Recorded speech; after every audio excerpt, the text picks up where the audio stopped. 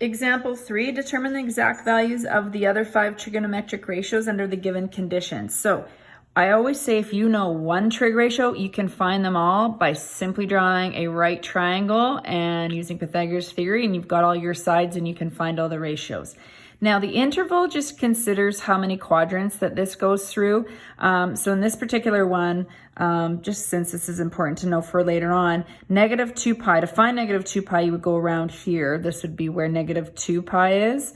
And then you would start to go around. This would get you to 0. This would get you to pi. So it's really 1.5 revolutions. Now that's not too significant for this question, but it just tells me that the angles go through all 4 quadrants. So even if this hits at 0 to 2 pi, it means that all 4 quadrants is where this any of these angles could have been. Okay, or these trig ratios are found in. So now tan theta is positive, so that does actually narrow it down beyond that. So tan theta is positive though in quadrants 1 and 3. That's from the cast rule, okay, all in tan. So now let's get some numbers to work with.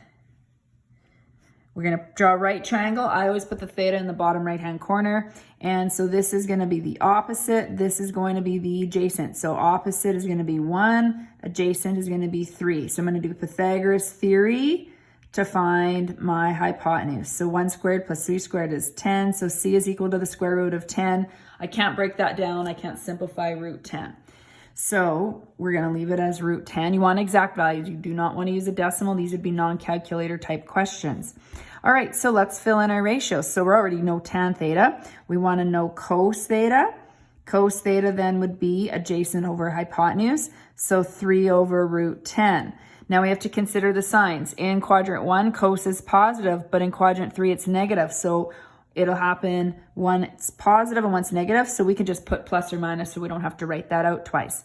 Again, we shouldn't leave a radical in the denominator always. You'll see the answers. There'll be times where you'll be asked to just not worry about rationalizing to save us some time. But you'll notice that most of the time answers are rationalized.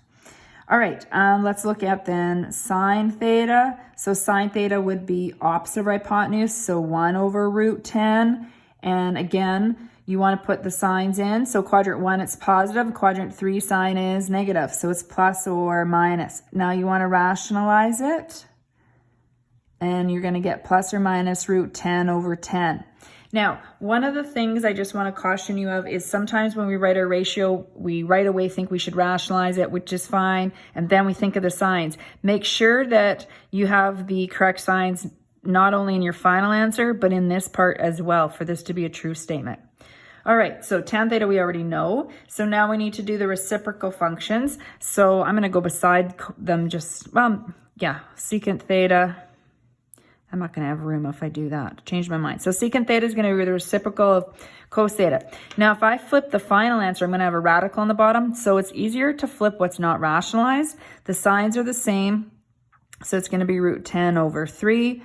Then the reciprocal of sine theta is cosecant theta. So again, if I flip this one, I'd have to rationalize and it would simplify back to what we started with. So we're just going to say plus or minus root 10 over 1, which is just root 10.